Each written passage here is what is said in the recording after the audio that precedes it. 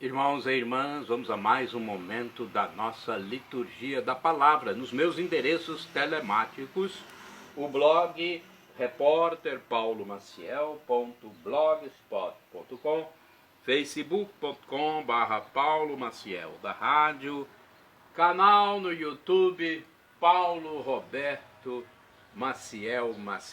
Jesus Cristo aqui simbolicamente nos protegendo. Deixa eu hidratar as pregas vocais, porque quero fazer uma boa transmissão para vocês. Eu transmito sempre dos meus endereços telemáticos a liturgia oficial da Igreja Católica Apostólica Romana. Perdão, porque nós estamos na transição do inverno para a primavera e de vez em quando dá um problema na garganta, né? Na vocalização das palavras. Então me perdoem aí, por isso que eu estou até mesmo com minha caneca aqui de água. Liturgia referente ao dia 4 de setembro de 2023, segunda-feira da 22ª semana do tempo comum. Hoje tem um santo famoso, Moisés. Eu vou falar sobre Moisés, fique atento aí porque tem história dele aqui. Tem também Santa Irmengarda, Santa Ida, Bem-aventurada Beata Catarina. Neste dia 4 de setembro, a cor dos paramentos litúrgicos é verde, conforme eu estou simbolizando aqui. Estamos no ano A, mas o evangelho deste dia será o de Lucas, porque normalmente o evangelho é o de São Mateus. Só que neste dia será o de Lucas, obedecendo, né, os ritos da Igreja Católica Apostólica Romana. A missa é a escolha, ok? Vamos à primeira leitura? E depois das leituras teremos a reflexão, os comentários. Primeira leitura, leitura da primeira epístola de São Paulo aos Tessalonicenses. Dizem que é um dos primeiros documentos cristãos escritos pelo apóstolo Paulo de Tarso, São Paulo. Capítulo 4, versículos do 13 ao 18. Irmãos, não queremos deixar-vos na incerteza a respeito dos mortos, para que não fiqueis tristes como os outros, que não têm esperança. Se Jesus morreu e ressuscitou, e esta é a nossa fé, de modo semelhante, Deus trará de volta com Cristo os que através dele entraram no sono da morte.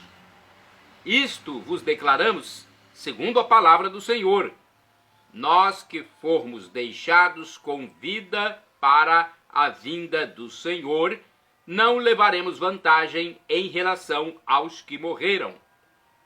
Pois o Senhor mesmo, quando for dada a ordem, à voz do arcanjo e ao som da trombeta, descerá do céu, e os que morreram em Cristo ressuscitarão primeiro.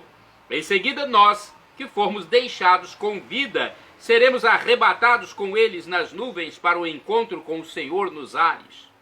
E assim estaremos sempre com o Senhor.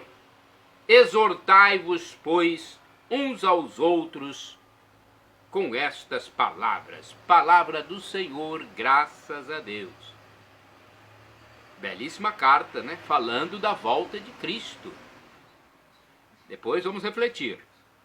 Salmo responsorial é o Salmo 95 ou 96, vai depender se é da Bíblia hebraica ou da Bíblia latina, tradução latina, Vulgata.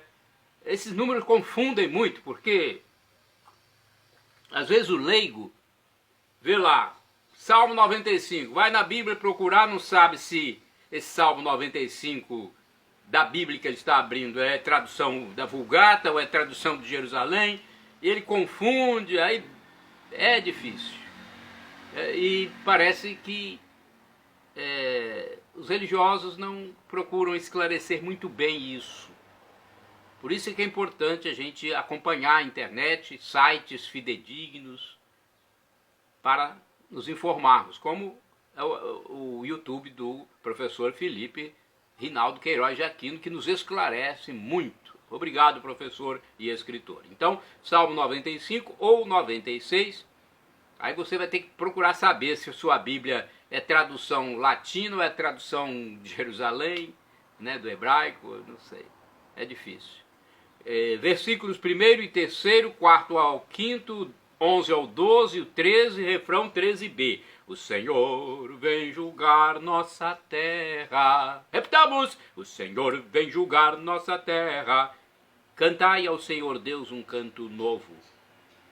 Manifestai a sua glória entre as nações e entre os povos do universo seus prodígios. O Senhor vem julgar nossa terra. Pois Deus é grande e muito digno de louvor, é mais terrível e maior que os outros deuses, porque em nada são os deuses dos pagãos. Nada são os deuses dos pagãos. Foi o Senhor e nosso Deus quem fez os céus. O Senhor vem julgar nossa terra. O céu se rejubile e exulte a terra. Aplauda o mar com o que vive em suas águas. Os campos com seus frutos rejubilem e exultem as florestas e as matas. O Senhor vem julgar nossa terra. Na presença do Senhor, pois ele vem, porque vem para julgar a terra inteira. Governará o mundo todo com justiça e os povos julgará com lealdade. O Senhor vem julgar nossa terra. Repitamos: o Senhor vem julgar nossa terra. Vamos agora ao Evangelho. Primeiro a aclamação e depois a proclamação. Lucas, capítulo 4, versículos do 16 ao 30. Aleluia, aleluia, aleluia, aleluia. Jesus, porém, passando pelo meio deles, continuou seu caminho. Jesus, porém, passando pelo meio deles, continuou seu caminho. Aleluia, aleluia, aleluia, aleluia. O Senhor esteja convosco. Ele está no meio de nós. Proclamação do Evangelho de Jesus Cristo, escrito por São Lucas. Glória a vós, Senhor. Pelo sinal da Santa Cruz, livra-nos Deus, nosso Senhor, dos nossos inimigos.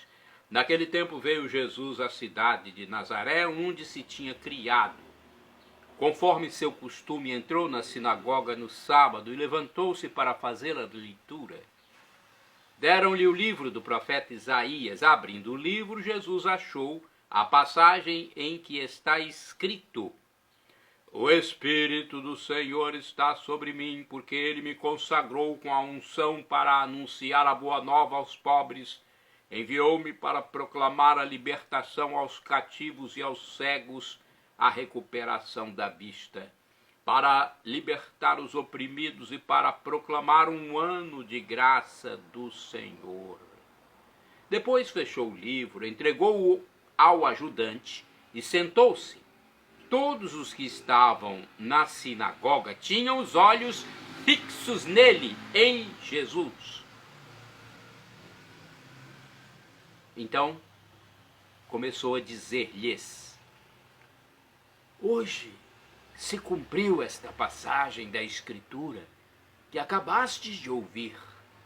Todos davam testemunha a seu respeito, admirados com as palavras cheias de encanto que saíam de sua boca, e diziam: não é este o filho de José?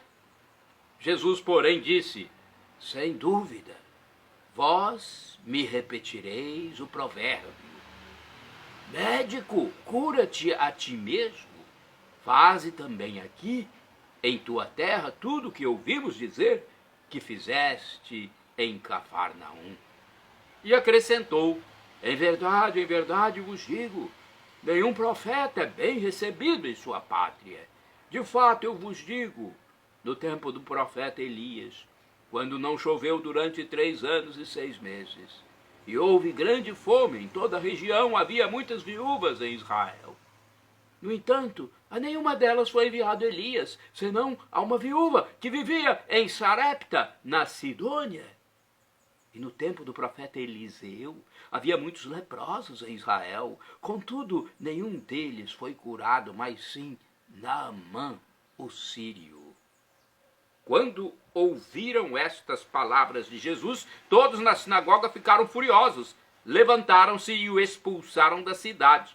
Levaram-no até o alto do monte sobre o qual a cidade estava construída, com a intenção de lançá-lo no precipício. Jesus, porém, passando pelo meio deles, continuou seu caminho. Palavra da salvação, glória a vós, Senhor. É linda passagem bíblica, hein? Milagre, né? Isso foi um milagre. Jesus passa pelo meio deles e ninguém faz nada. Ele estava protegido, porque ele é Deus. Além de ser o primeiro ser humano que veio diretamente de Deus, o primeiro e único, né? Ele é o ser humano, mas é Deus também. E nós vamos refletir, primeiramente, a respeito da primeira leitura, primeira epístola de São Paulo, primeira carta de São Paulo aos Tessalonicenses, capítulo 4, versículos do 13 ao 18. Vamos ver o que diz aqui a Bíblia Edição Pastoral de 1990. Paulo tenta resolver dificuldades certamente relatadas por Timóteo, que era seu discípulo. Parece que os tessalonicenses receavam que os cristãos já falecidos não iriam participar da parousia, ou a manifestação final de Jesus, o juízo final. O apóstolo afirma que não será importante estar entre os mortos ou entre os vivos quando Jesus voltar. A ressurreição de Cristo é promessa e garantia da ressurreição dos mortos. Os mortos, portanto, ressuscitarão e se unirão aos que ainda estiverem vivos, a fim de formarem um só cortejo ao encontro do Cristo glorioso. Olha que grande acontecimento, o maior acontecimento do universo será esse, hein? Todos os fiéis estarão com o Senhor para sempre, conforme também a introdução desta carta aos Tessalonicenses. Agora vamos saber do Evangelho. Vamos refletir um pouquinho também sobre o Evangelho. Eu passei essas informações da carta de São Paulo porque é muito importante. O Evangelho é Lucas 4, versículos do 16 a 30. Colocada no início da vida pública de Jesus, esta passagem constitui, conforme Lucas, o programa de toda a atividade de Jesus.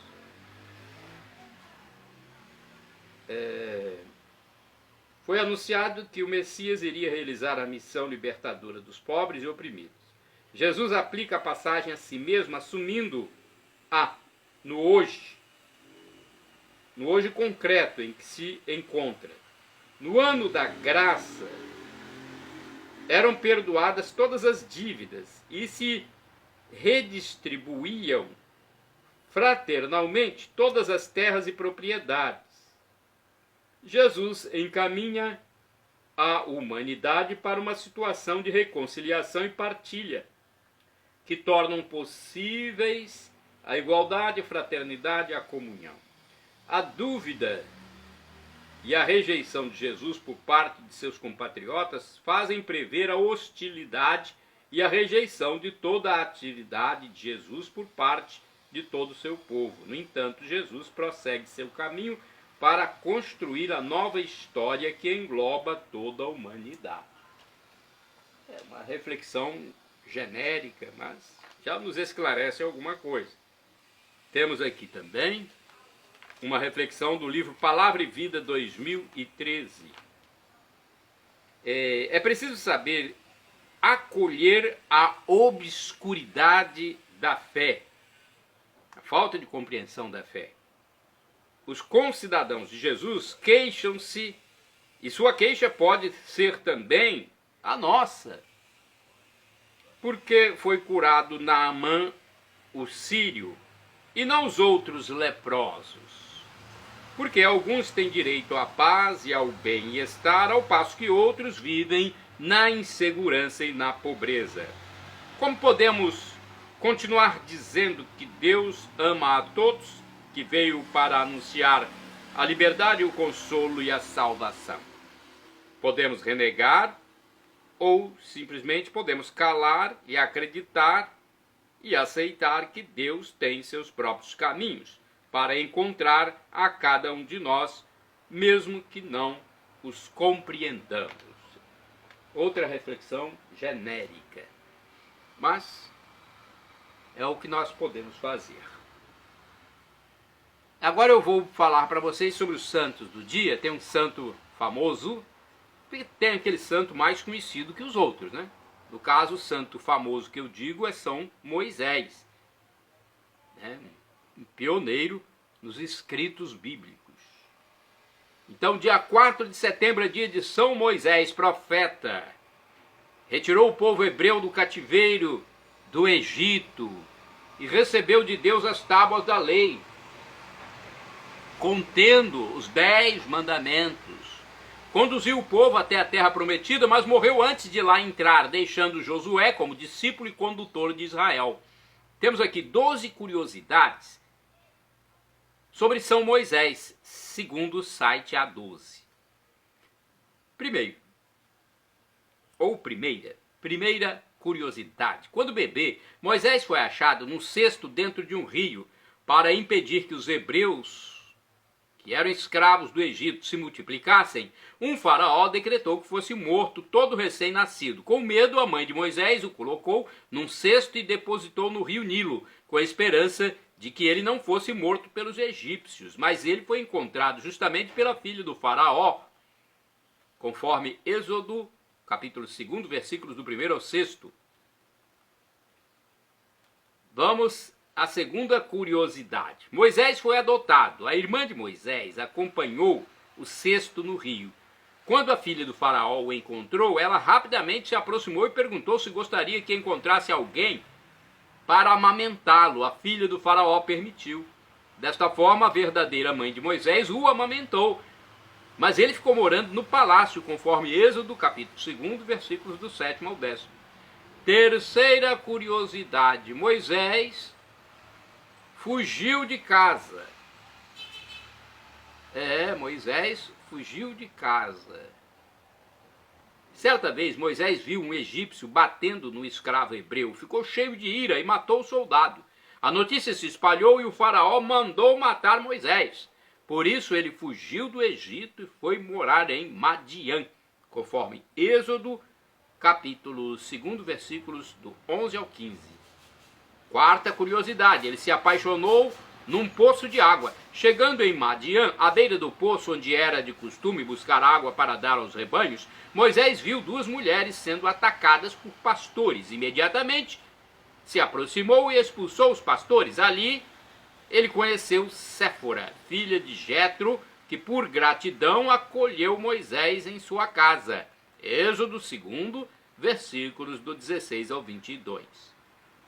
Quinta curiosidade, ele se tornou pastor de ovelhas. Após casar-se com Séfora, Moisés passou a trabalhar para seu sogro Jetro, cuidando de seus rebanhos. Êxodo 3, versículo 1. Sexta curiosidade, Moisés era gago. Quando Moisés recebeu o chamado de Deus para libertar o povo da escravidão, disse a Deus que não poderia ser ele, afinal tinha problemas na fala. Muitos, por tradição, dizem que o problema era gagueira. Pode ser ou não, né? Gagueira. Conforme Êxodo, capítulo 4, versículo 10. Sétima curiosidade, ele conversava diretamente com Deus, numa montanha, algo místico, extraordinário. Um dia em que Moisés pastoreava as ovelhas, chegou até o Monte Horebe. Ali um anjo apareceu no meio de uma sarça ardente. Logo, Deus começou a falar diretamente com Moisés, e isso se repetiu por várias vezes, conforme Êxodo 1, versículo 12. Oitava curiosidade. Essa questão, eu quero fazer um adendo aqui, essa questão de algo extraordinário, isso acontece. Comigo também já aconteceu. De Deus se manifestar para mim de uma forma extraordinária. Inclusive eu escrevi um livro sobre isso, um momento em que eu vivi enlevado. Eu vivi um período enlevado. Vocês não sabem o que é isso. É algo extraordinário, você percebe, cada um tem a sua própria percepção. A minha foi extraordinária. Eu duvidava, até que Deus fez uma ação bem forte na minha vida. Aí eu não tive mais como duvidar que era Ele. Eu vi que realmente é Deus que está se manifestando. Inclusive, eu tive um perdão dos meus pecados, eu confessando diretamente a Deus e passando um filme sobre todos os meus pecados do passado. E eu, como criança, falava: perdão, meu Deus, papai do céu, perdão, perdão, perdão. E aquilo foi como num filme de cinema, as cenas passando da minha vida, mas de uma rapidez tão grande que não dá nem para explicar. É só quem sente, quem participa, é que pode dizer alguma coisa sobre isso. E mesmo assim não dá para exprimir tudo, para expressar tudo. É difícil. É algo que só Deus pode fazer e nós não compreendemos bem, mas sabemos. Quando a gente duvida, Deus faz uma manifestação bem forte para tirar todas as dúvidas. Eu tive essa manifestação forte, depois de tantas recusas de acreditar que era Deus manifestando. Então, Moisés aqui conversava com Deus. Que coisa maravilhosa, né? Oitava curiosidade. Ele abriu o Mar Vermelho. Depois que os hebreus foram embora do Egito, o faraó se arrependeu da libertação de seus escravos e foi, juntamente com 600 carros do seu exército, atrás do povo. Nisso, os hebreus se depararam com o mar. Moisés colocou o cajado na água, o mar se abriu e eles passaram. Enquanto isso, os egípcios os alcançaram e entraram no mar aberto. No entanto, as águas baixaram novamente e não sobrou nenhum soldado, conforme Êxodo 14. Nona curiosidade. Moisés duvidou de Deus. Quando o povo reclamou de sede no deserto, Deus mandou Moisés bater uma vez com a vara na rocha, que dali brotaria água. Moisés desobedeceu a Deus, bateu 2 vezes. Logo em seguida, Deus o chama de infiel, conforme Números capítulo 20, versículos do 8º ao 13. 10ª curiosidade. Moisés destruiu as tábuas dos 10 mandamentos.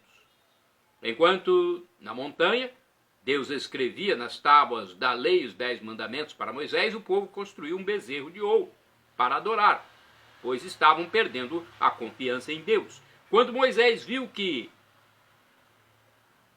aquilo estava acontecendo, de tanta ira, ele quebrou as tábuas, conforme Êxodo 32, versículo 19.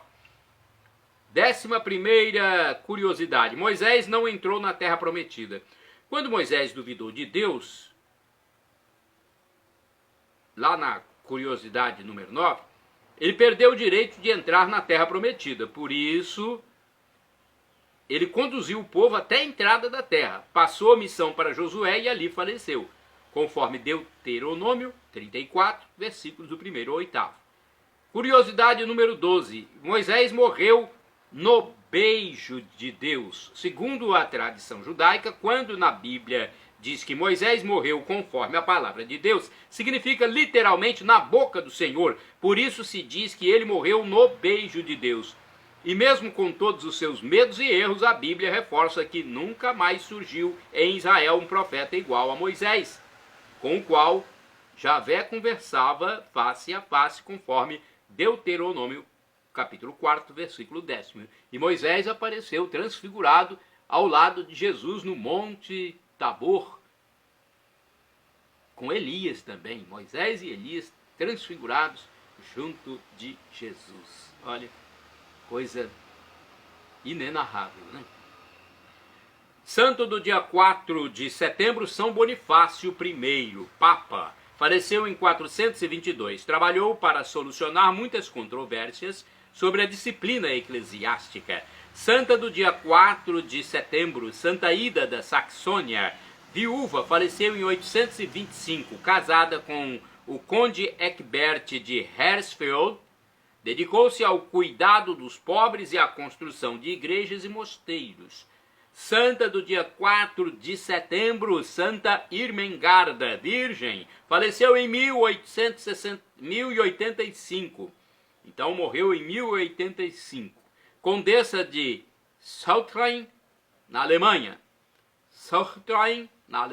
Tornou-se ermitã e empregou seu patrimônio na construção de muitas igrejas. Santa do dia 4 de setembro, Santa Rosália, virgem do século XII. Santa Rosália, do século XII, atenção. De nobre e rica família, abandonou tudo para viver como eremita, perto de Salerno, na Itália, cidade da qual é padroeira. Santa do dia 4 de setembro, Beata Catarina Matei, virgem, do ano 1547, quando faleceu. Terciária dominicana, favorecida desde pequena por manifestações místicas.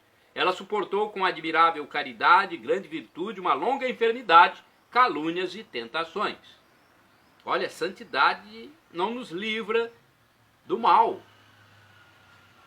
Ela teve aí que enfrentar calúnias, tentações. Não nos livra, digamos assim, de recebê-las, mas os santos passam incólumes. Eles conseguem passar sobre isso, mas recebem as tentações. Afinal, até Jesus recebeu tentações do demônio. Santa do dia 4 de setembro, Beata Maria de Santa Cecília Romana. Nome de batismo, né? Dina Belanger. Virgem, faleceu em 1929. Religiosa da Congregação de Jesus e Maria, em Quebec, no Canadá. Shalom Adonai, uma expressão hebraica que significa a paz de Deus. É o que eu desejo para todos vocês. El Shaddai significa Deus onipotente, Deus todo-poderoso. Ele proverá aquilo que você pede, que você reza, que você suplica.